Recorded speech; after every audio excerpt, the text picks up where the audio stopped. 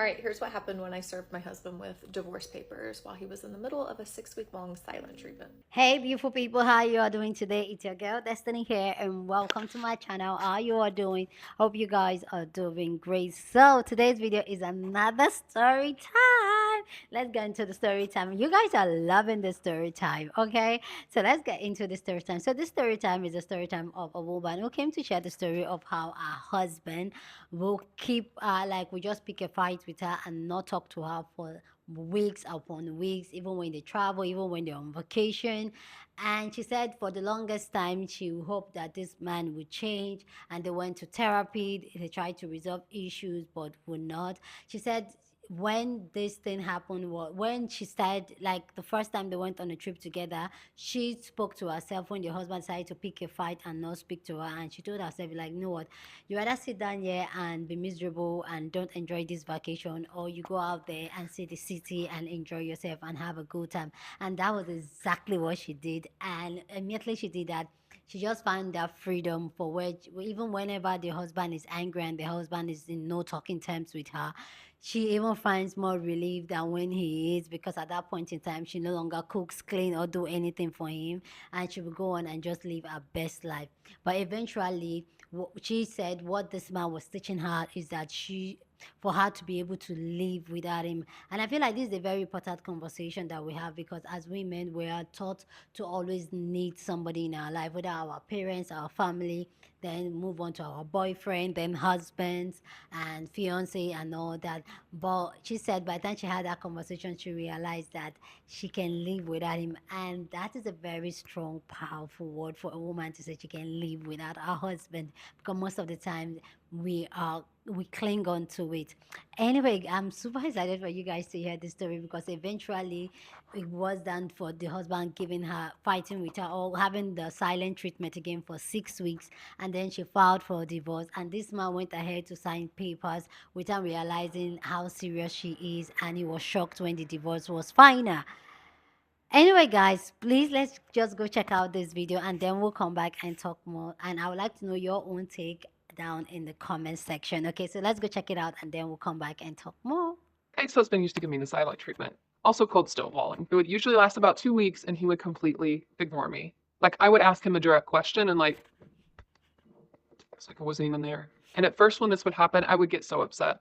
So many tears, I would wonder what I had done to deserve this. Like, oh my God, I'm such a terrible wife. But the longer our marriage went on and the more frequently he would do this, the less upset I was getting. I started to accept it, like, oh God, here we go again. And I would kind of walk on eggshells a little bit. But I never could figure out what the trigger was. So I was constantly like replaying what had just happened, trying to figure out what had caused it. But then you know what happened? And I realized that over the course of our marriage and all the countless times that he ignored me, all he was doing was teaching me how to live without him.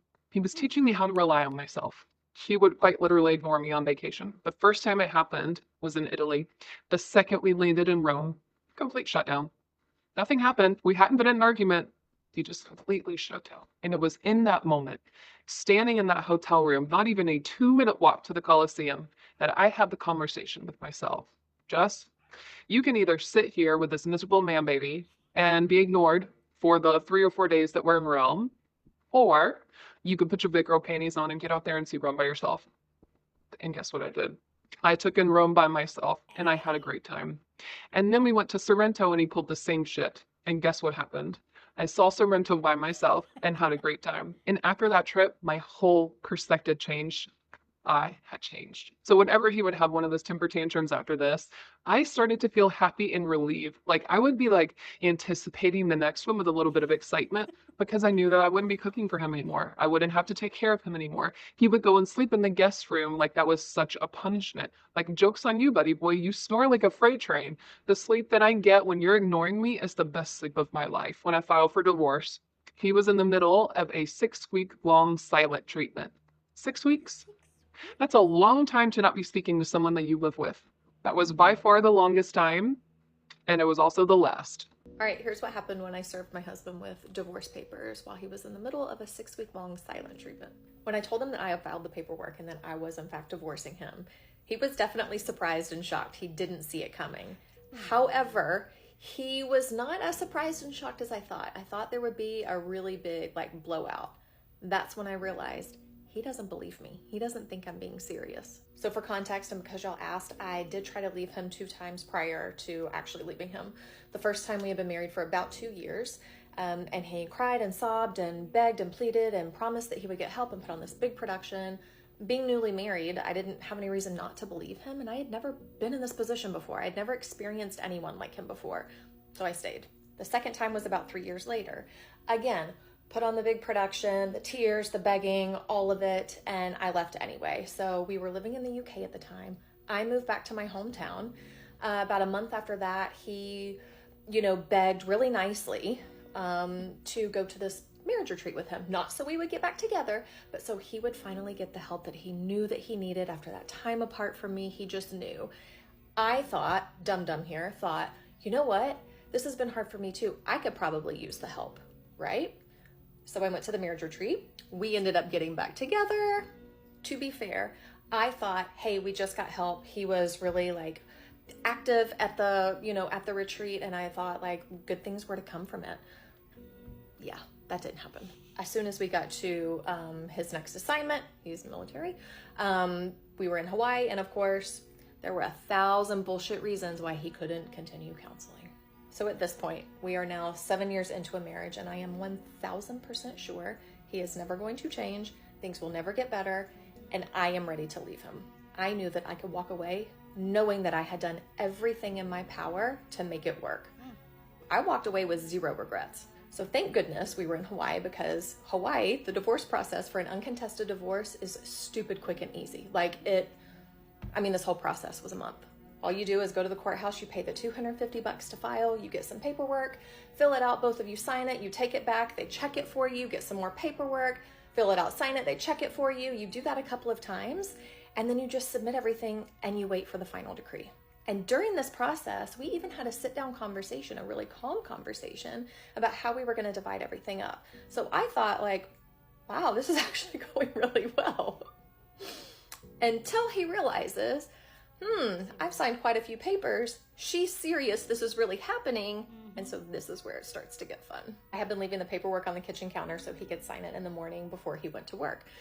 That had been working really well for us until he started to delay the signing of the papers. And the last 2 forms that I needed, it was so close. He had started to delay them. It had been like 3 days and he still hadn't signed them. So I cornered him in the kitchen one morning and said, hey, can you sign those papers? Jessica, I'm just not ready. I just need more time. I just need you to sign the forms. Jessica, I'm just not ready. This has been so hard. I can't even eat. Why are you doing this? I just need you to sign the forms. Jessica, please. Please don't do this. Please don't do this. I just need you to sign the forms. You don't want this. I know you don't. You don't want this. I just need you to sign the forms. Fine. Where do I sign? Right there. I put a sticky note where you need to sign both forms. That's not your signature. I need your signature on the paper. I'll legally swear it's my signature. You need to sign your actual name. Jessica, I need you to sign the forms. Oh, you need me to sign the forms? Right here and right here. Thank you. Fuck you. I took the paperwork that day to the courthouse and filed everything. And we received the decree 2 weeks later in the mail. And when the decree showed up, and he opened it, and he read it in front of me, and he goes, wait, what is this? Are we divorced? And I said, yeah, we're divorced. That was quick. And he said, I didn't know we were completely done. I thought there was a bunch of paperwork we had to fill out. And I said, we did fill out a bunch of paperwork. I left Hawaii about 5 days later. But he wouldn't be completely done with me, not just yet anyway, because once I got back to the mainland and we had to separate finances, he tried to completely screw me over, and it backfired in the most beautiful way. Okay, so now that the divorce is final and I have moved to another state, the only thing left is for us to split the remaining finances according to the terms of the decree. So the only finances we were splitting was a savings account, which we had done before I moved, and then a small investment account. That's the one that I was waiting on. I got to North Carolina on November 6th. I spent the next couple of weeks reaching out to him, trying to get this taken care of. He ignored me. Big surprise there. So on November 25th, I sent him an email basically saying, enough is enough. I'm going to be filing a post-decree motion with the courts to have the decree enforced. I'm going to post the email. You can pause to read it. One thing I want you to remember, and this is so important to the story. So when I was still living with him and we were splitting up the accounts, I signed some form, USAA, to, have my name removed off of the joint accounts. I signed whatever he gave me. Remember that. Okay, so I've sent that email. He responds with a really short 2-sentence email saying, I'm on my 4th investment company. They're having to research the dates that we were married, so I will know how much money to give you. Well, that's not what we agreed to, and that's not what's in the divorce decree. So according to Hawaii law, I am entitled to a percentage of his pension, which I did not take. And as a military spouse, I'm not receiving a pension. We move around too much for me to get a pension. So because of that, we decided to do this. It seemed fair to both of us. That's why it's in the decree. And not that this is entirely important, but I didn't take nearly my half of everything, like not even remotely close. Over the several years that we were married, we actually accumulated quite a few nice things. Like we collected antiques. I left all of that with him. I was not going to fight him on stuff. I was not going to prolong this process. He can keep it all. So several days go by. Of course, I hear nothing. So I sent him an email on December 7th. You can pause to read it. And then he responds with this email the same day. It's a good one. Okay, so we all know that this email is full of lies. You remember the part that, oh, you want me to sign here? Yeah, that was the divorce decree. It was about 12 pages, a nice thick packet, stapled, flipped to the signature page. Had been on the counter for days. I'm not gonna show you the next few emails just because they're short and it's a back and forth about the money. I basically told him like, hey, take the amount, the half that you owe me, okay, out of savings. That way you don't have to fool with like removing anything from your investment account. Like it can just sit there and do its thing. I don't care how I get my money. I just want it and I want this to be done. Like I'm so done at this point with this process and all he's doing is dragging it out. So he sends me an email and says that basically there's nothing left in savings to pull from. This is where it gets good, okay? Because we know that this man is going to act a fool in some way. So remember when I told you that he removed me from the joint checking account? I told you to remember that part, right? Yeah, so we had 2 joint accounts. I only signed 1 paper. He only gave me 1 paper to sign. I was still on the savings account. He didn't know this. He doesn't know that I can see everything. I can see that there's plenty of money in the savings account that apparently has nothing in it. Do you want to know why there's nothing in savings? You ready for this? From the email. Because I had to spend literally everything that was left on something I put in motion last year and had planned to give you at Christmas. So I'm broke. Oh, he was getting me a gift, a really nice one. Bullshit.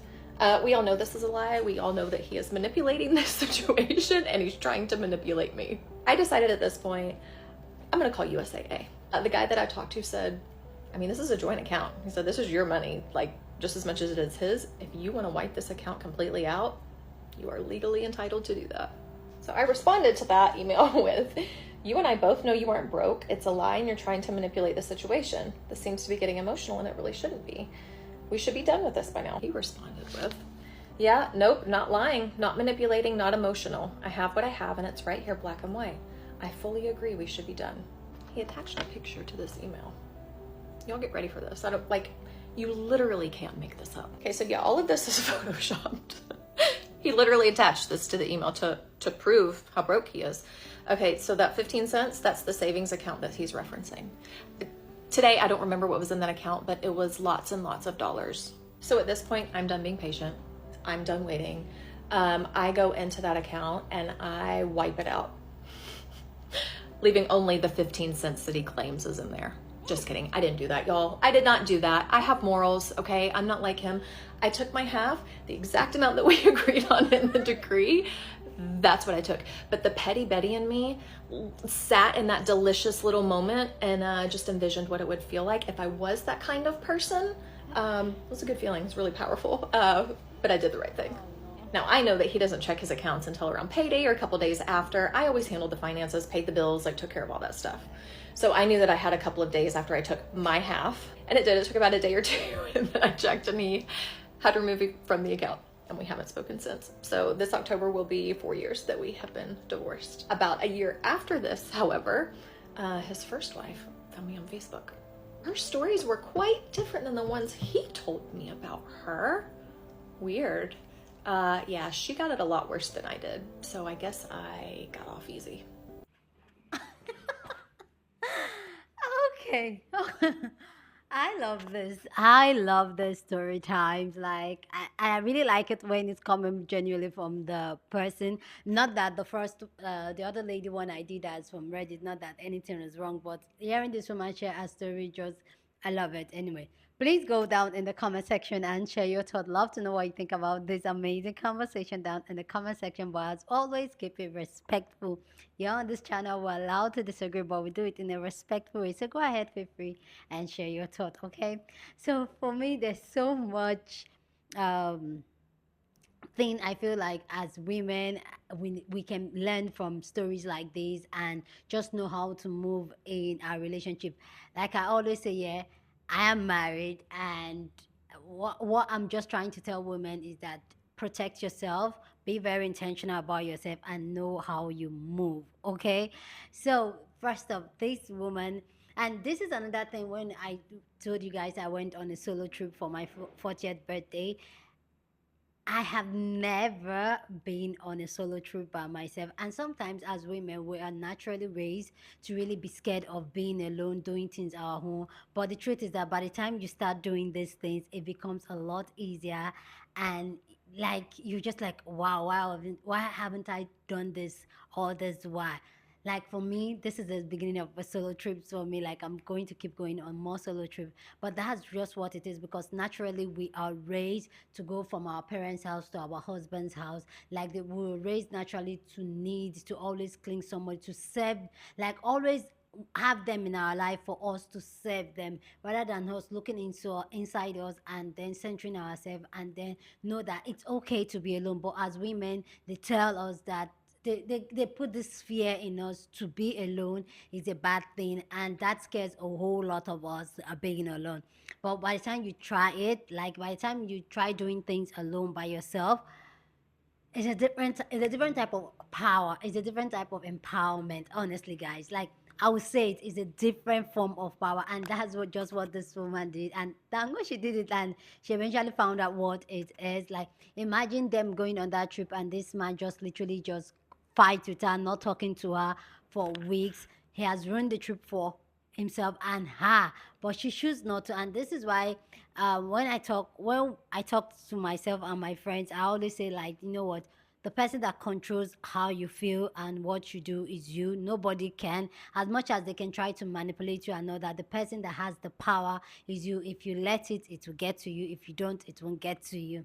And also, I also want to talk about how a lot of the time, as much as men will had this conversation that no, men will not file for divorce, and I really feel like a lot of men really don't know what it takes to have a divorce. Like, because they will not file, because they are not interested, no matter how horrible the marriage is, no matter how bad the marriage is, they will not file, because one way or the other, they still need your one service for me. Maybe you as the chef, as the sex worker, as the baby making machine, as the home carer, and all that. Because they still need you, they would like they will just they'll just be in that miserable state of the marriage and let it just keep floating. So a lot of them usually don't know what it takes and all the requirement it takes to get a divorce, just like this woman's husband, not realizing that he just signed the final papers for their divorce.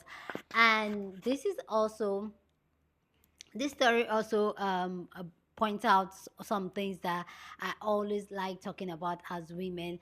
When it comes to finance, come ladies, I'm going to let me come closer. When it comes to finance, as ladies, we usually when we're in a marriage, in a relationship, we usually like lose guard. I call it lose guard because at that point we'll be, oh, we're in love, nothing will go wrong, and da da da da da da da da. Mm-mm.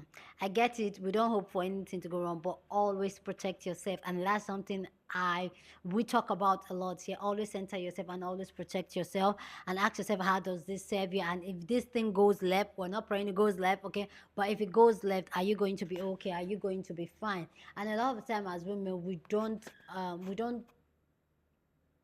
see those things, we don't project those things, we just go with the flow. And in the long run, we've seen a lot of women that have left dried, hanging by these men. So as a woman, always get yourself, always get your money secure, always get, because that's a different way. And when it comes to joint account, I personally, I'm and my husband, we have a joint account, okay? But always have your own.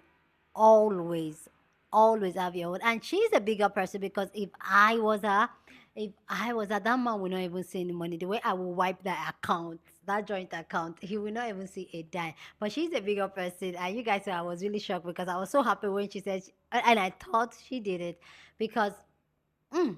But let me know if you're her, what will you do? And I feel like I'm so happy that as women we're talking to each other and we're learning, because some of the times we in Nigeria, in the continent, we usually feel like, oh, it's just Nigerian men. People in the US, oh, it's just American men. But clearly, it's a universal thing that's going on all over the world, that men will be men, and we as women, we need to start protecting ourselves. We need to start looking at ourselves. We need to start be very intentional about ourselves, our life, and what we do, how we do it, so that we don't get left in the desert thirsty. Okay, but hey, anyway, please go down in the comment section, share your thoughts. Love to know what you think about this amazing conversation down in the comment section. Love to know your own thoughts, and what would you do if you had to be this woman in terms of the finance. And if your partner gives you silent treatment, what will you do? A lot of the times it's just manipulation tactics. And one thing before I go, I want to say is that as women, when you're in a relationship, even as friendship, and which I talk a lot about here on this channel, if people show you who they are, take them for who they are. If someone wants to change, they don't need to, they will change because they want to change, not because you want them to change. Just the way you will change because you want to change, not because somebody expects you to change. So when someone is doing something and you know that you can't take it and all that, ask yourself, is this something I want to be with for the rest of my life? Can I handle this for the rest of my life? Rather than hoping this person will change, this person will become a better person, ask yourself at that moment what the person is showing you. Is this something you can live with the rest of your life? If it's something you cannot live with for the rest of your life, it's just better you go your own separate way.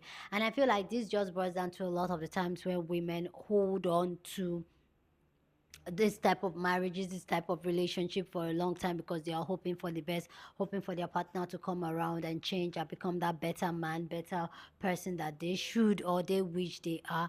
But the truth is that people will not change. People don't change. And that's one thing I've come to realize, that people don't change. The only thing is that, can I take it?